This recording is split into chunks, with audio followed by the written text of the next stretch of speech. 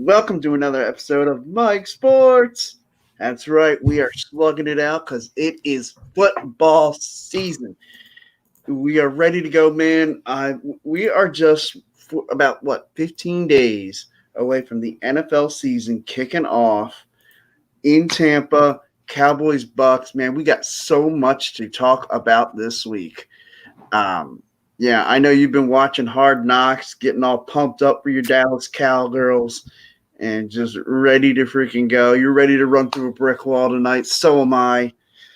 Uh, hopefully my Eagles decide to, maybe Jalen Hurts is over his stomach cramps or whatever the hell he was going through last week for the Patriots game.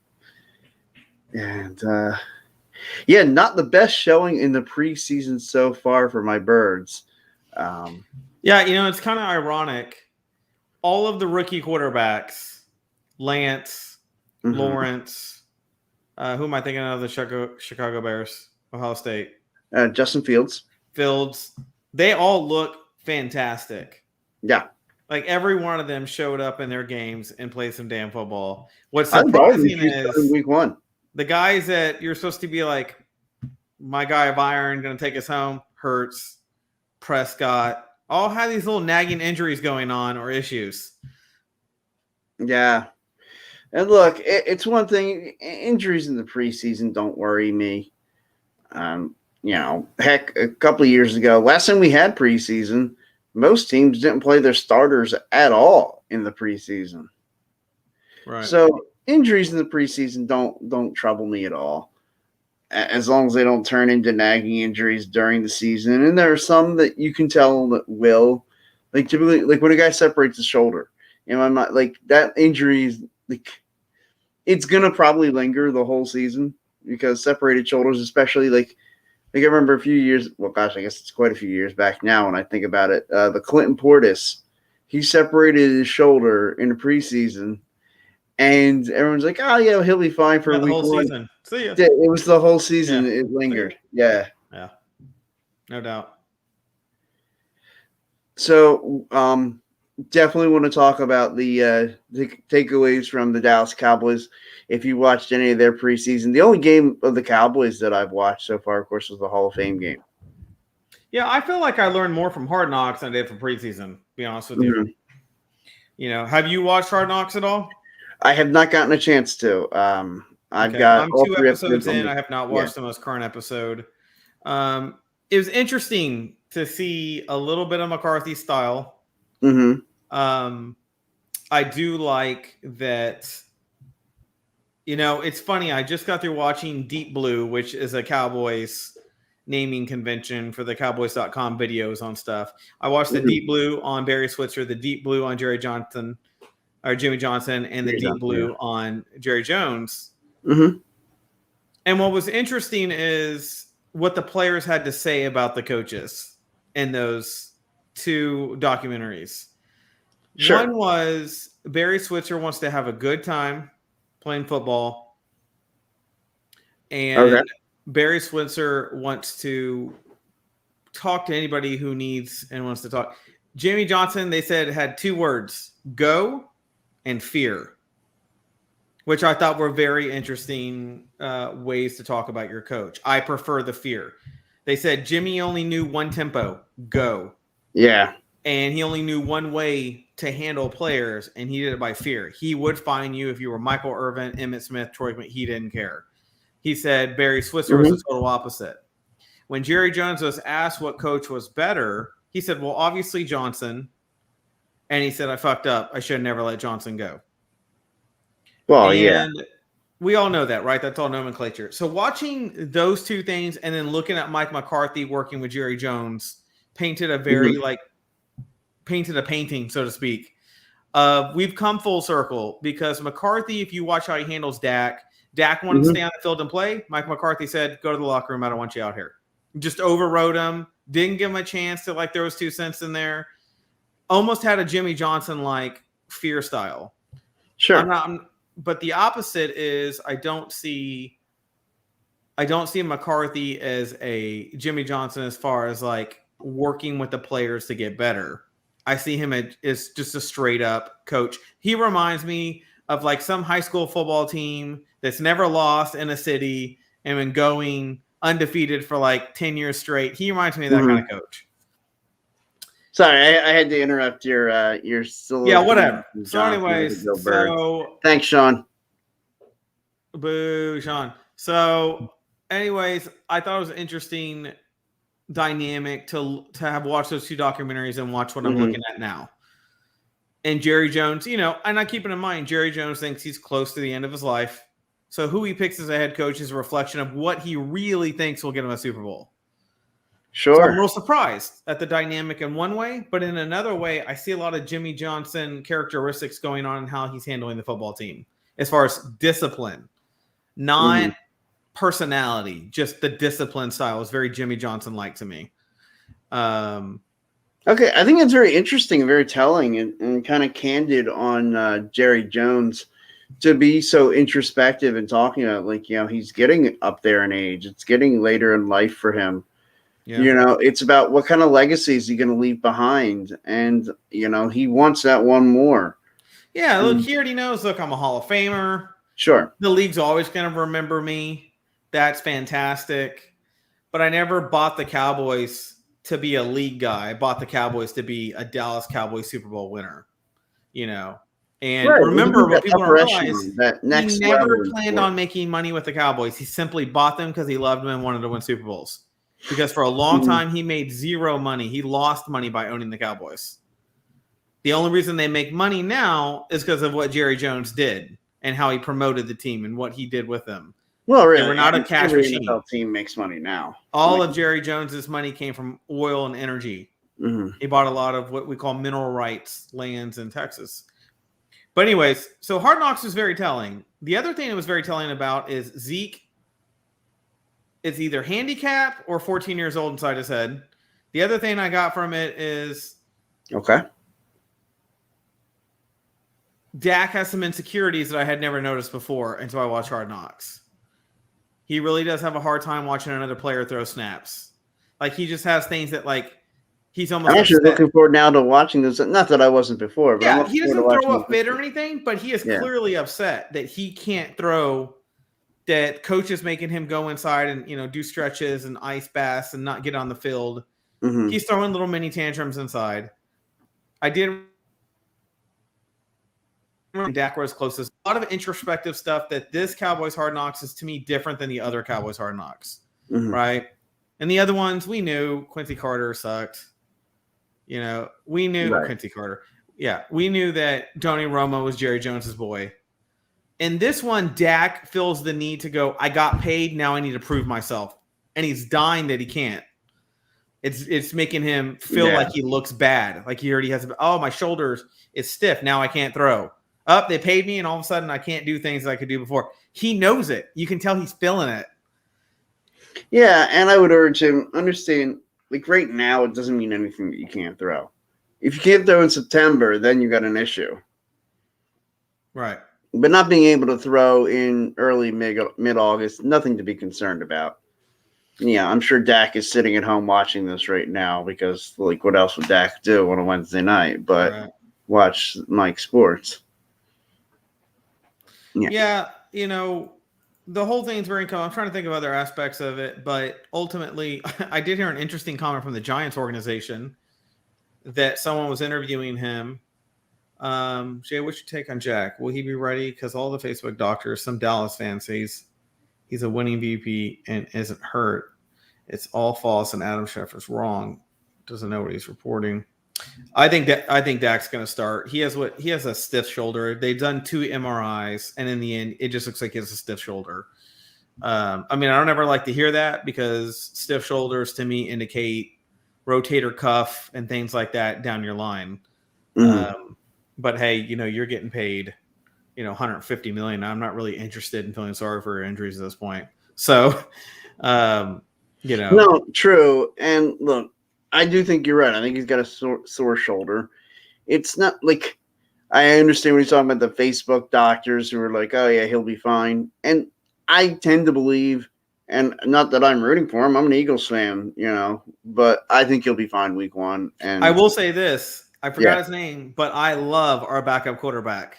And if I'm Dak, I'd feel a little threatened by this guy. This guy actually looks pretty damn good. In fact, there was a part of me that was kind of like, I don't know, kind of like this dude. Like this dude might be a Tony Romo creeper on the bench, going on. He has some pop to him. He has some snazz. He reminds me a lot of the Chargers quarterback, their rookie. He's just got a style to them. You'll see him on Hard Knocks. And I can tell that's why Dak's like, dude, I need to get on the field. Like, this guy's kind of tearing it up, and I'm looking kind of like I can't do anything. He's feeling a little like ego pressure is what I call it. Mm-hmm. Obviously, we just paid him. He's not going to get a spot taken. But I like when there's pressure behind them. It just makes them step up their game a little bit. But I'm very surprised. I thought this was going to be a typical Cowboys Hard Knocks that I already know a lot about. I wasn't going to learn anything. I'm actually learning a lot by watching this one. It is Gilbert, by the way. It's Garrett Gilbert. Yeah. Oh, anyway, so my comment about the Giants, apparently they were asking Jason Garrett about something, and he said, refer to me as coach. He got offended that they called him an offensive coordinator, which I thought was funny and very telling about how he felt about his departure from the Cowboys. Yeah, I don't get that. It's like, okay, like, you're not anybody in the media's coach. Like, hey, if Dan Quinn can be called something different after actually going to a Super Bowl, then you need to get over your shit, Garrett. Yeah. Yeah. And Quinn, I like Quinn. It's you're never going to see defense show up during preseason because you have all these rookies running around and whatnot. Right. And nobody's showing anything. Yeah. But you can tell by watching Hard Knocks, Micah Parsons is an animal. Yeah. The speed on that cat, tackling Zeke, catching Zeke in the backfield, running him down to the sideline. I like what I see. He was definitely a good pick. I like what I'm seeing. Yeah, we talked about that. Remember on draft night, we talked about how like he's going to be one of those sideline to sideline guys. Yeah, like he can just be anywhere, wherever he wants to be. It's like he just morphs there. He's a nut. And you get a sense of his personality. He's funny. Mm-hmm. He's hyperactive. You can tell he's probably got ADD. He seems like he can't stop talking and thinking and moving and whatnot, which translates to him on the field. Him and Van Der Esch together in the backfield are just going to be a nightmare for teams. Yeah. You know what, guys? I hate to interrupt this Dallas gush fest here because it's a Hard Knocks information. Yeah. I mean, I just talking this much positive of Dallas Cowboys, I'm starting to throw up a little bit in my mouth. Yeah, I can tell. It changed the color of your Eagles jersey that you have on. Looks totally different. Yeah. And you got mustard and blue. Yeah, it's actually an old school. The original Eagles. Rams? They were Frankfurt Yellow Jackets when they first broke in, and I'm sorry to hear that, man. Yeah, I'm like, that is horrible. That sounds like a freaking. This was a Division II college, is what that sounds like. You were one time. I know, right? It was, I believe, 2006 or I think maybe 6 or 2006 or 7. In fact, I think 7. They wore these jerseys as a throwback to recognize the original Eagles jerseys. Yeah, and I couldn't remember. It was either 05 or 07. The NFL did a big push on throwbacks being present that year. That's probably why they came out with it, because they have to make deals with Nike to get them produced and shit. So and then right after that, they said, "Hey, no more throwbacks," because we only want one helmet. Which, by the way, that rule is changing, and they'll be allowed 2 helmets next year. So I guess they've decided that technology has advanced enough to where they might be able to safely make 2 helmets for a player. So speaking of the Eagles, I did watch one of the preseason games before Hurts, decided my stomach hurts. Yeah. And I will say this about Hurts. You know me, I'm a Hurts fan, but watching him just reminds me of it again. What I like about him is he's like, what's the best word to use here? He's safe with the football, which I like about him. He extends your plays, and he doesn't hurt your football team. That's the best way I can put it. He doesn't hurt you. Right. And I think that's what's one of his intangibles that I talk about that he carries with him. If he's not going to make a big play, he's not going to hurt you either. Well, the thing I loved the most was 3 possessions ended in 3 kicks. One was a field goal, one was an extra point, and one was a punt. I prefer the first 2 outcomes, the field goal and touchdowns, But it was a punt that means you didn't turn the football over. You know, it's He's bittersweet for smart me, with right? that. Because I want you to eat your words. Because you told me you don't think Jalen Hurts is the answer. You fought me about him and Wentz for a long time. I want to see him succeed. I think he's a good person, like humanitarian style, and I think he's got intangibles on the field. But also, hope maybe that was all smoke and mirror, and my team crushes him when we see him. So it all depends how you Well, want to look and at it's it. funny because look, you put it as me you having to eat my word. Like it was not so much me not believing in Jalen Hurts. I don't know if he's the answer yet or not. Like time's going to tell, and I don't pretend to be an At expert on one that. time, though, even after the wins, you said Jalen Hurts.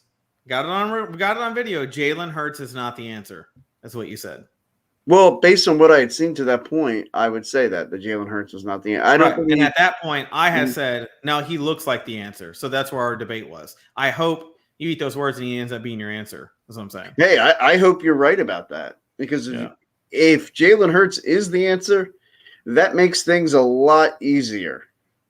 And yeah, look, He my whole reminds thing me was. of, like, lack of a better word again, a smarter Michael Vick without the speed, but the same kind of throwing power, throwing technique to fit it in.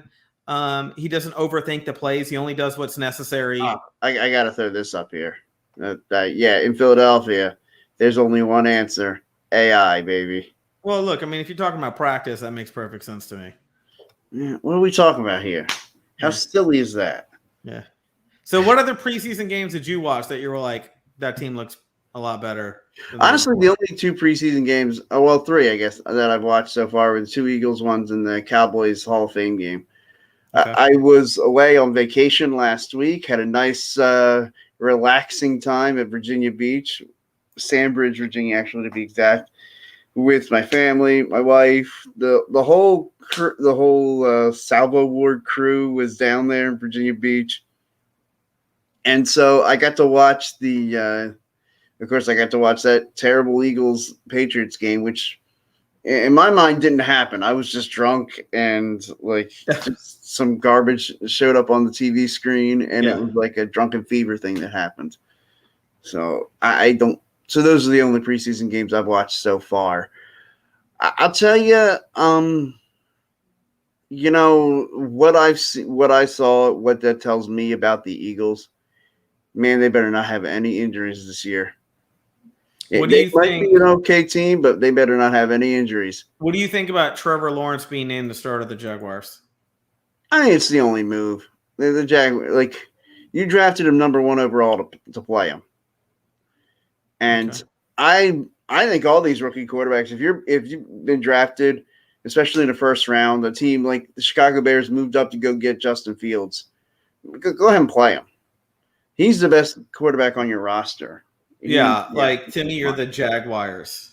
Yeah. You're not a team that has a lot of cachet everywhere else. You're the Jaguars. You don't have a lot of Right. Let him go cachet. out there and take his So, lumps. yeah, put your treasure chest on the field and just see if you can get anything done. Not to mention that if you have, a losing season, that is an invaluable experience for this kid to turn into what you want him to. Yeah, they sold a bunch of teal number 16 jerseys down there in Jacksonville in North Florida.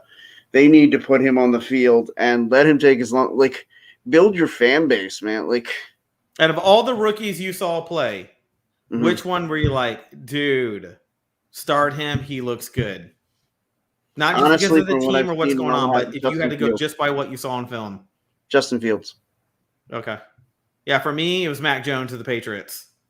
But Mac That Jones dude, looked good as hell too. dude, I was like, there it is. That's your Yeah. boy. He's gonna get you somewhere if Bill Belichick stays there.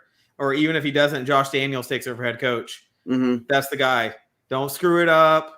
Don't let him go somewhere else in 4 years because you pissed him off or something. Right. Like, do it right. Pay him his money. Don't pull Tom Brady on him. Give him market value. Like we're gonna see. But I was like, man, he is protege looking in that pocket. Yeah, no, I completely agree with you on Mac Justin Fields Jones. would be my second though. Yeah, Mac Jones just looked very comfortable. He looks like he belongs in that spot. Yeah, he looks like it looks like this is like the second or third season with the Patriots, the way he played football. Right. He had no problem doing his check downs, making his decisions, putting it on the money. He didn't have any major mental mistakes that I could tell. He didn't look overpressured. He didn't look like he was frustrated with certain things. He looks like he put it there, walked off the field. Yeah, one thing, and I think I think we both said this too in our draft build up when we talked about Mac Jones. One thing he would not be overwhelmed by the moment, no matter where he ended up. And being in New England, he's not overwhelmed by the man was a quarterback at Alabama, went to the national championship game. Like, I mean, look, if you could be a starting quarterback at Alabama, and I know some of them haven't gone on to have success in the National Football League, but like if you've got the physical tools, and the question is about your mental acumen, being the starting quarterback at Alabama answers those questions. He's not going to be overwhelmed by those moments. He's got the mental build to be successful, and we're now seeing that he's got the physical tools as well. So yeah, I agree with you. He's going to be great in the NFL. You know, one of the questions I saw, pop up amongst a couple of football fans on Facebook, and I thought it was a really good one. Are the Raiders progressing under John Gruden? I thought that was a very interesting question. I think that's a great question. Be asked at this point. Do we see progression? Do we see an upward trend going on? I personally see an on par trend. I don't see him go negative, but I don't see him ascending. I see it just on par. Yeah. Yeah, I think they're right around the level that he picked them up at, which is an okay team, capable of having a good day, capable of putting things together and being successful, but by no means like a real legit contender, and by no means a bottom feeder either. Like, I think they're, going to get 6-7 wins or so, which would probably be enough to win the NFC East, but they're not playing in the NFC East. And so they'll likely struggle when it comes to like the good competition, like the Kansas Cities, and the LA Chargers. I'm not sure what other teams they play out there, but like, if they play the Titans or the Bills, like they're not built to hang with any of those teams. But I mean, second tier teams, like they could hang with the Colts in a game, I'm not saying beat the Colts, but they would hang with them. You all right there? I don't think the Colts. What happened? I guess I kind of froze there for a second. Kind of looks like you were having like a seizure or something, or a stroke. I was probably talking about the Cowboys, so your computer started just glitching naturally, just losing connection. Brotherly love connection to Dallas homeland seems to be a little jittery sometimes. It all started after y'all booed Urban after the injury, and it never recovered the connection. But I think that you bring up the Colts, and I think the Colts are like a really interesting team. They're in a really, like, to me, weird spot. Right? Because they can kind of like let anybody go, start over at any moment. They don't really have any long-term contracts with a lot of the superstars there right now. They're kind of just like, we'll go season by season until we feel like we got our people. Yeah, it's kind of weird, right? That way. Everything's contract based for 1 year there. Well, they're kind of built, and I almost feel like that's going to be kind of the model that the NFL uses now. To where, man, don't worry about each season, don't worry about franchises anymore. Yeah, turn the page is going to be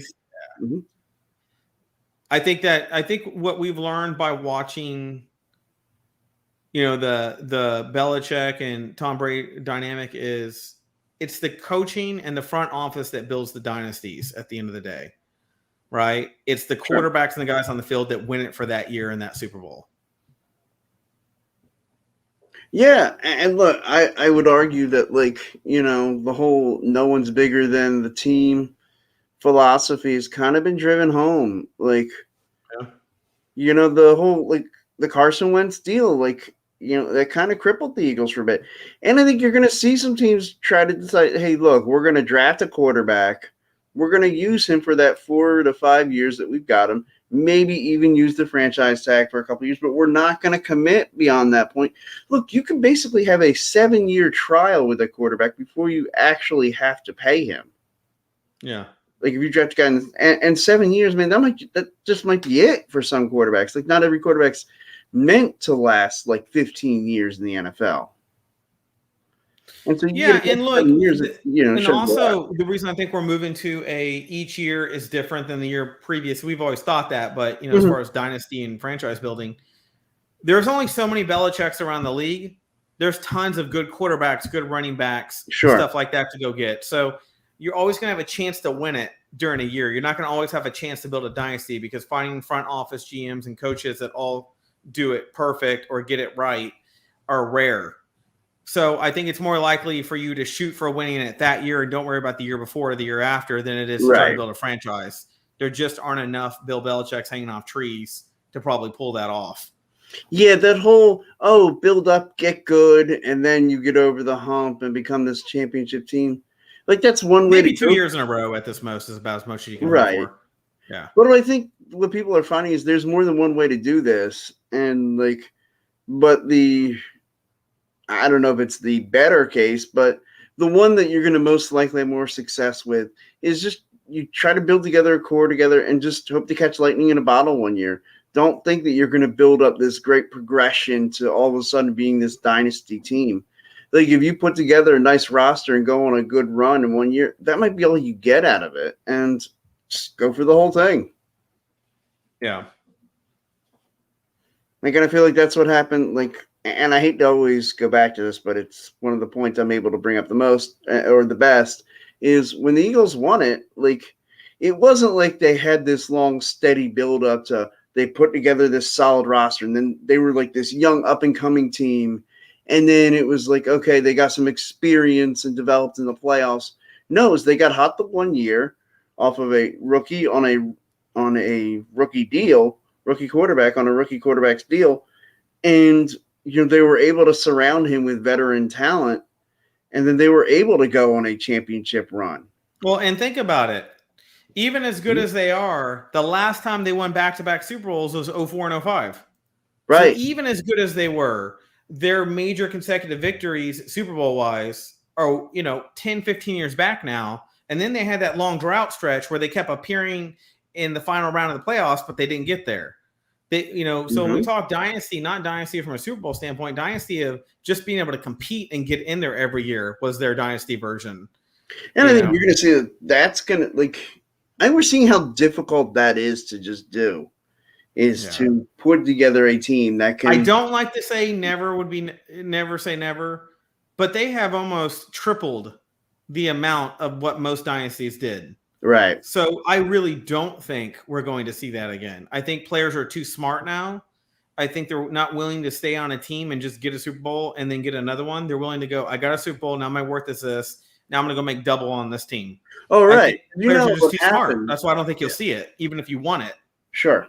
You'd have to have all Tom Brady level veterans where they're in their last 5 years of their contract. You'd have to have a whole team of those to get 3 or 4 Super Bowls in 5 years now. And that the likelihood of that happening mathematically, just not on the table. Right. And now players are seeing, hey, we win a Super Bowl. All of a sudden, that's another lottery ticket, man. You can go into free agency and they overpay teams overpay a player based on what he achieved there. Right. So if you're a Super Bowl champion, that gives you some cachet when you walk into another locker room and say, well, you know why I think I'd be a great addition to your team? Bam, this ring I got here says I'd be a great addition to your team. Yeah. Totally. And I think what you're seeing is, players are going to cash in on that. And, not everybody's going to be not when we talk about Tom Brady being the GOAT, we all accept that. But one of the things that makes him the GOAT is the fact that it was really all about the team play and team success. He wasn't just trying to cash in for that. Tom Brady, for what he's achieved and what he's, in his career, should have the most money in the history of the National Football League. But he doesn't. But he does have the most success and the most respect. But at the same time, he also has the most Super Bowls because he didn't do that. Right. Well, exactly. Yeah. So, I mean, at some point in your career, you got to, Antonio Brown, all players get to a point where they're kind of like, look, man, I maybe got 3 years left in this league. And that's if a coach wants to take a chance on me because my talent's dwindled a little bit or I've had some off-field issues or I'm just up in age and they're not sure they want to even take a chance now on me because of injury prone or something like that. And these guys are all thinking like Brady. And like I said, you could probably find 10 guys in the league every year that are like, I just want a Super Bowl. I don't care about the money. That's probably about as many players that are top tier talent that think about that. Right, who probably already gotten their big payday. Right. And, So even if you get that, and chances are that's not going to all be on one side of the ball where it's all Sure. offensive players. So Tom Brady's going to have this offensive juggernaut veteran team. It might be divvied up 6-4, whatever, and 6 on defense, 4 on whatever. And that's if you even get all of them.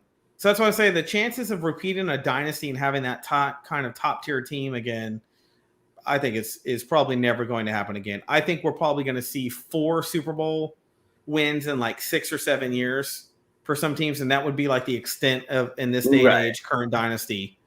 I just can't see, not like the 7 did Super Bowl run last 20 years. Yeah, I just don't think. I think that was an anomaly. And I hate saying that because I'm not a never say never guy. I hear you. My advice, I wouldn't say never, but I will say everybody enjoy what you're watching right now with Tom Brady in Tampa and Bill Belichick in New England, because you may not get the chance to see something that special again. Yeah, that's like somebody telling us, "Hey, man, you should have seen the Steelers in the '70s. Man, did you miss out? That steel curtain was insane." And I think that's what we're going to be telling our kids someday. Yeah. You had the Steelers, romping, you had Green Bay back in the day, but to me, football wasn't even prime time. Like to care about that. But the Steelers are to me when TV media really kicked in strong, stuff like that. Then you had the '80s Bears, which they won the '85 mainly, but they were competitive for like 4 years straight, and then they came in and just collapsed everybody. You had the Cowboys in the '90s, you had the Patriots in the 2000s. That's crazy because when you say 2000, you're not talking about a decade. You're not doing 2000, 2010. You're doing 2000, 2020. Yeah, it's insane. Really he doubled. The Patriots were the team with 2 decades. And he doubled. Yeah, and that's what I'm saying. I don't think you'll see that. I do think you'll see some competitive decade teams that'll, clean, 3 or 4 up in a you'll decade. See some things like the 49ers that were really good for the 80s.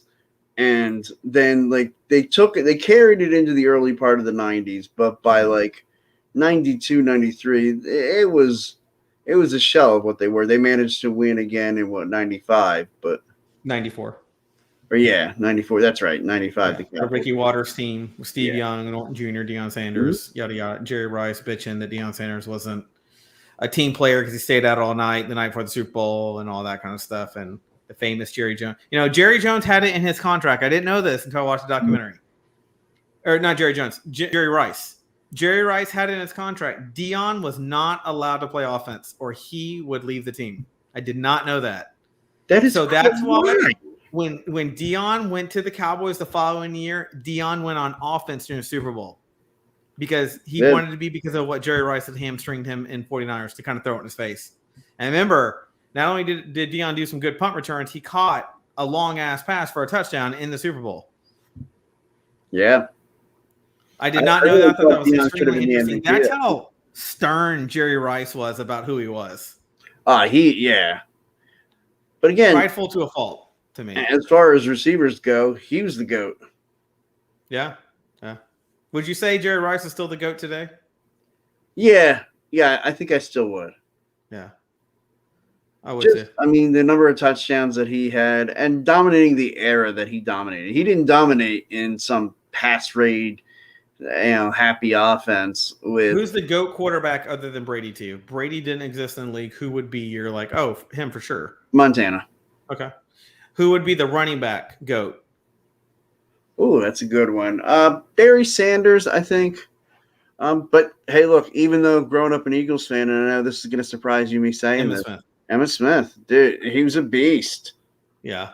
I'm going to have to go probably Barry Sanders myself. Mm-hmm. Barry Sanders was it wasn't even that he was the best running back I'd ever seen. He just had a talent like I'd never seen. Dude stopped on a dime and just went the other direction, full speed.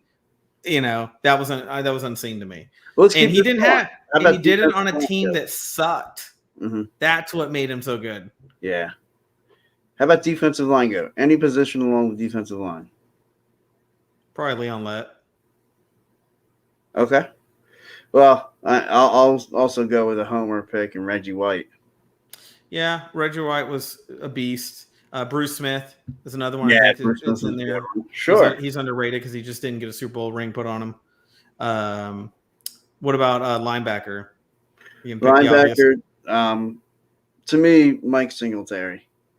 Really? I would have thought you'd pick him. Lawrence Taylor, without a doubt. I mean, LT was a freak of nature. LT, and like Belichick said, LT, the best player I've ever seen, period, on a football field. The reason I say Singletary is when I was 5 years old and first watched the Bears in '85 and I saw those eyes, I instantly got nightmares. And I think part of me regresses anytime we mention linebackers. Like, oh, who's the greatest of all time? Mike Singletary, because I don't want him to haunt me in my dreams and come after me. I knew Lawrence Taylor was the best player I've ever seen because when he hit another player, even though he did coke, I saw coke come out of the other guy. Now that is an animal hitter. Well, when he killed Theismann, I mean, that was just, ooh. You know what, though? Major respect, because when the play was over, he turned back. He immediately turned his head. Yeah, and very concerned. And he was on The Sopranos, so he's got some natural love. Oh, sure, yeah. Executive card game. Yeah, no, that was cool. In fact, it's funny. Before we came on the air, I've been rewatching The Sopranos. Yeah. Hey Santa, did you get my list of toys? All right. Hey, and speaking of which, we got Newark coming out in a month.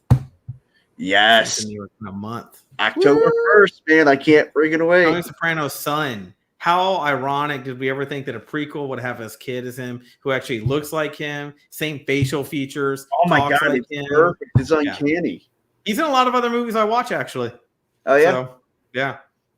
He's in a movie or a TV series with Franco. It's about the the porn industry starting in the 70s and how it grew, how it turned into VHS tapes and all that. And he plays the dad of one of the guys that makes sure all the girls stay in line. Mm-hmm. And he ends up becoming a New York stockbroker in the 80s, breaking all kinds of rules and gets arrested by the FBI. It's really cool. Yeah. All right. So we talked a lot about both of our favorite teams tonight. Right now, gun to your head, who's winning the NFC East? I know you don't believe this personally. Mm-hmm. But I think it is going to be I don't have a sure thing. And it's all because of Jalen Hurts to me. If y'all didn't have Jalen Hurts, I would say we're going to take it from you. Jalen Hurts, what I worry about him is he extends freaking plays and pulls magic out somehow. And he doesn't hurt your football team. And that is basically a mirror of Dak Prescott. So that puts a lot of faith from me into your quarterback. Now, I don't know what your offensive line looks like. That's the question mark for me. So, it's a good offensive line. Again, if they stay healthy. And last year, they had 14 different offensive line combinations in 16 games. And you guys got a real receiver now. Yeah. So now you're a real threat. We got Lamb. We have a real receiver. I see a lot of mirroring in our teams. The difference maker to me on ours is Parsons. He's the guy that could change the flow of a game. Well, and it kind of feels like we're a year behind you guys in that build.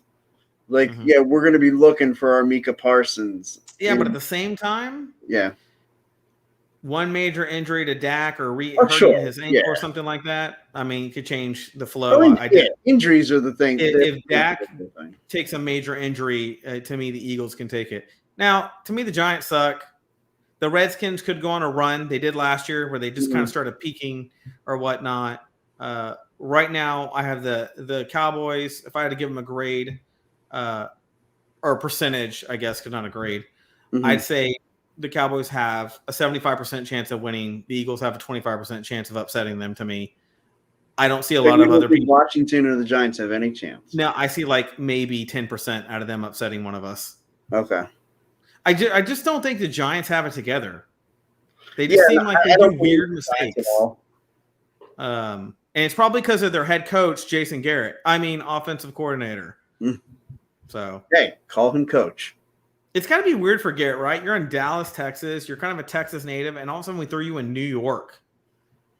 Yeah, well, I mean, really, North Jersey. He doesn't actually. And you're a redhead. Come on, man. Yeah, well, I mean, it probably helps that he doesn't have a soul. Yeah. And he cleans your shoes after midnight if you leave him on your porch. Absolutely, yeah. Dangerous stuff. Yeah, I mean, that's what I used to do, and I figured that's how Carson actually really got hurt, was when I left my shoes out for Carson. He slipped on your step. hit Yeah, his knee, then fell over, and it had nothing to do hurt with his football back. game. I got Yeah, hit. Yeah. yeah. Well, when he first hurt his back in 2018, and people were like, well, "What the heck? I thought it was his knee. Why does his back bother him now?" I'm like, guys, it's not a football injury. It's when he was cleaning shoes that you left out on your porch. We got And I can't remember it. I heard an excellent debate on his run that year for MVP, and someone convinced me, and it was something I was watching. I wasn't talking to personally. I was watching it, and they made a point about he still may not have ended up MVP, and he wasn't as good as everybody was thinking he was. And when they made their point the way they made it, it made very logical sense about he looked like he might have even been on a downward trend even during his MVP season. And at first I was like, how could that be? But I'd have to get it's on ESPN, the way the guy pointed out. And a couple of guys agreed with him. Like, yeah, I see some of the, and they were all NFL players saying, it's something that we could see on the field as players. And we know, like, ooh, well, I hope he doesn't do that next season too.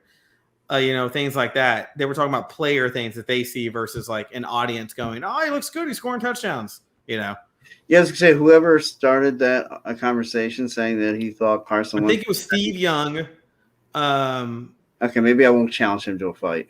Yeah, Steve Young, Randy Moss. I can't remember the other player. It might have been Deanna Irvin saying something. Of course, they're not quarterbacks, but Steve Young always makes a lot of sense when he talks to me. He doesn't speak off the cuff like a dumbass. He usually speaks with Steve Young is one of those guys I would listen to. That's why I'm not ready to fight him just yet. But yeah, I've asked him like 1,000 times. You and Rand Paul, will you comb your hair? Yes or no? And I never get an answer back. So I think that is the answer. They have the Mormon haircut where it just kind of sits like a toupee. It drives me freaking insane.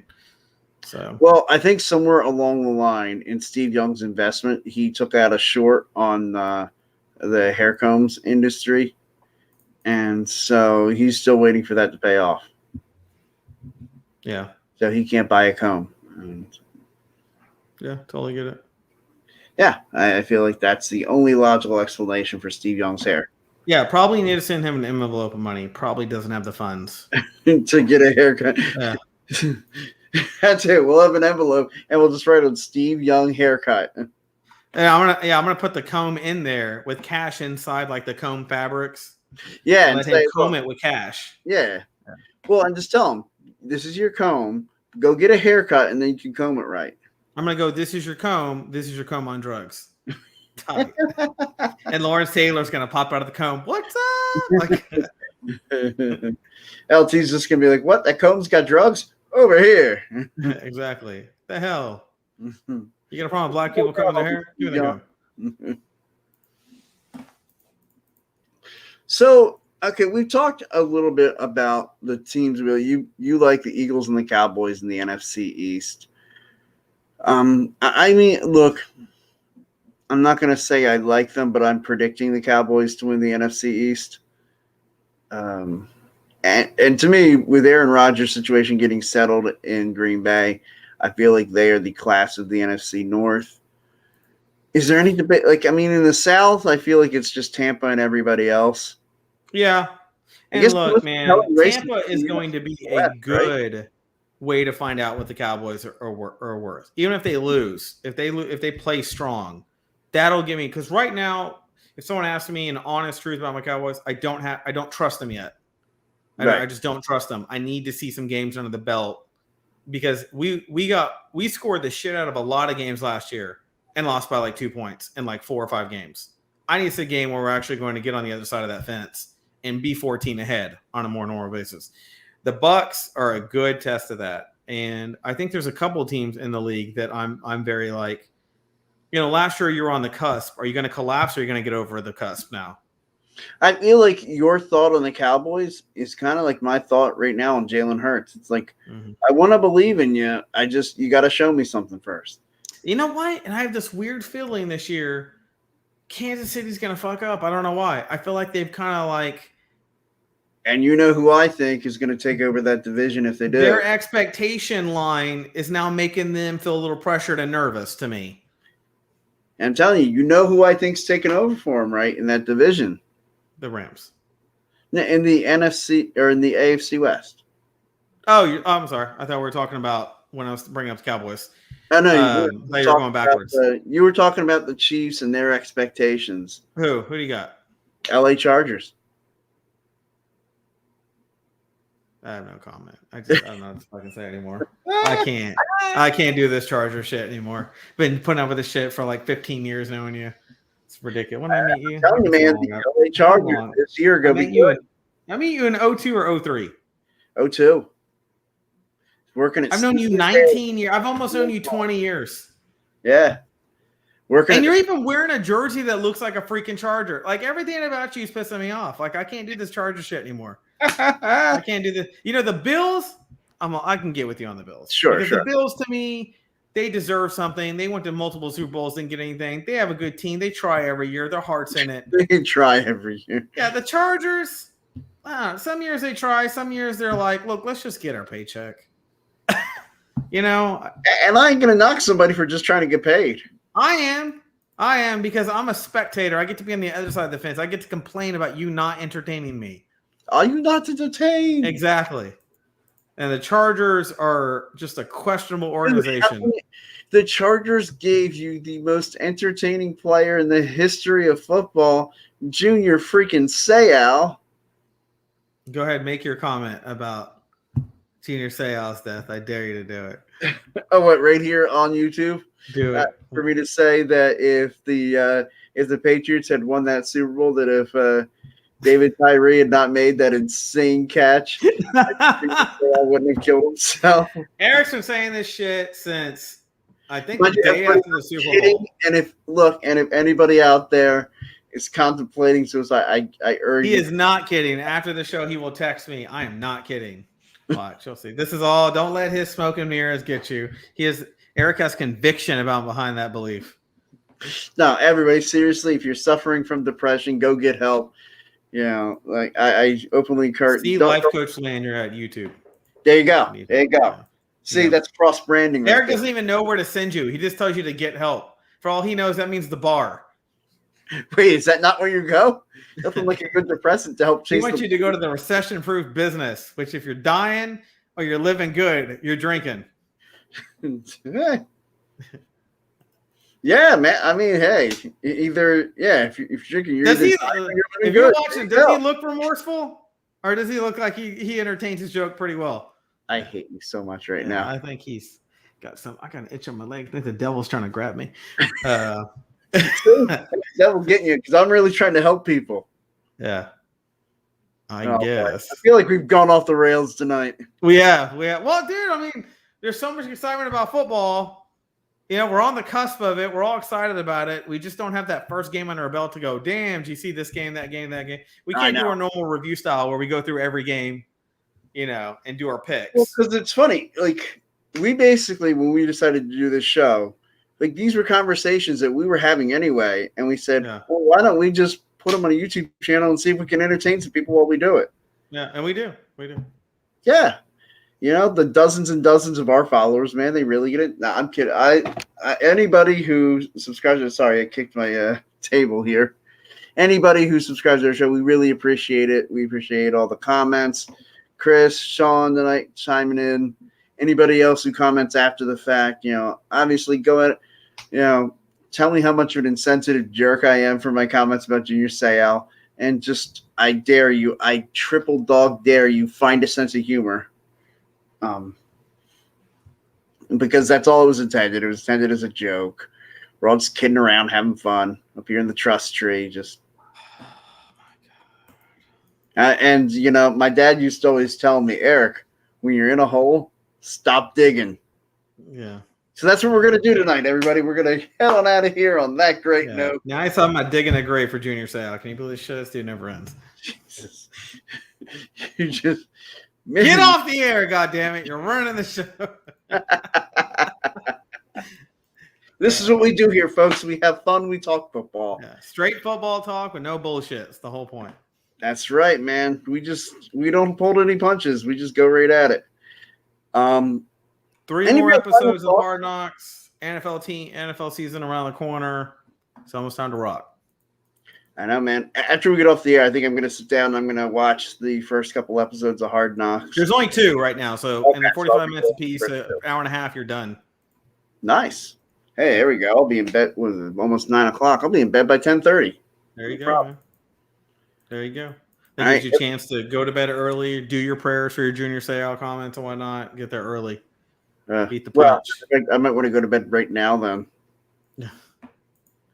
Oh shit, dude! I just saw. Is that a closet behind you? Well, no, that there is a closet right over here. Yeah, that's actually where I keep all my jerseys. I swear, I just saw Junior Seau poke his head out of your closet and go back in. Freaking me out, dude. Quit keeping blow up dolls at Junior Seau and doing reenactment. Stop doing that shit over there. Well, I do have the Junior Seau jersey. Why are you red when we talk about Junior Seau? What? You're red. Your cheeks are red. You're like a gnome in a garden right now. He's gonna come after me. Oh, he did remember, and Eric also says he did it for science. So, I mean, I don't know what joke you want to go with, but it's he did it because of the page Superboy did it for science. Either way, I don't know what Eric still is for Junior Seau stuff. I really appreciate all that, but I'm going to get so much hate mail now. Hey, as long as there's money in it to support your legal cause. I used to do it for the Cowboys. Support my gambling addiction, yeah. Feel free. Exactly. DraftKings coming up, everybody. That's right. Yeah. Hey, that's where I get your positions ready. In fact, they sent me an email the other day, like, "Hey, are you still alive? You haven't placed a bet in a while." So that's because I lost my money on there. Place a bet with what? My bubblegum wrappers? Right. If you love me, send me money, God, please. Well, they did give me a free bet, so I have to use that in the next week. True. Yeah. You use a free bet, get more in debt. It rhymes. Go for it. Well, it's a free bet. There's a reason why bet and debt rhyme. I tell everybody this. They don't rhyme for nothing. Yeah, hey, you're right. They live side by side. They talk. They cook dinner for each other. It's all good. All right, take us home. You know what episode of The Sopranos I just watched? I'm going to come back, guys. My luck's going to change. Get back in your fucking hole. All right. Everybody, have a great night. Join us next week. We'll get even more into some craziness talking football. And, in a couple weeks, we're gonna have real games to talk about. 2 weeks, we'll do our big preview episode where we will run down the entire lineup of NFL games and give you our winners. And just so you know how we work during the regular season, we go through each game and make our picks every week without all the mumbo jumbo that you're hearing, and we discuss the games they just played, and we talk about their upcoming game, who we think is going to win. So it gives us a chance to look back on the game before and make our picks for the game going forward. Correct. Everybody, have a great night. Be sure to check out all the other PSA broadcasts here on the Philly Sports Alliance. Of course, you know about Wednesday nights. Monday nights, we've got the Football Smack Talk Show with myself and Ryan. I think there's also the Diamond Club podcast with John Hunter on Monday nights. Then Tuesday nights, you get the Philly Broadcast with Ryan and Ryan. And, of course, like I said, Wednesday nights here, Mike Sports. Also, Wednesday nights, the Bald Eagle podcast, which if you ever, this guy, he goes through each Eagles game during the regular season and goes drive by drive, play by play, giving you his thoughts on each play and each drive. It is crazy, the knowledge that he spews out. He was a former semi-pro player, and it really just, lives and breathes the sport, just like all of us. And you made a bet that at one point, for every Eagles loss, he would pull out a hair, hence why he's called Bald Eagle. Well, yeah, that's how the baldness came about, was losing bets on Eagles games. He bet on them to go undefeated back in 1998. They only won 3 games, and so he had to pull out all his hair. Oh, a terrible year for him. And then Thursday nights, if you want to get your wrestling fix, check out the Tables, Ladders, and Chairs podcast. Other shows in the works. Until next time, everybody, happy football.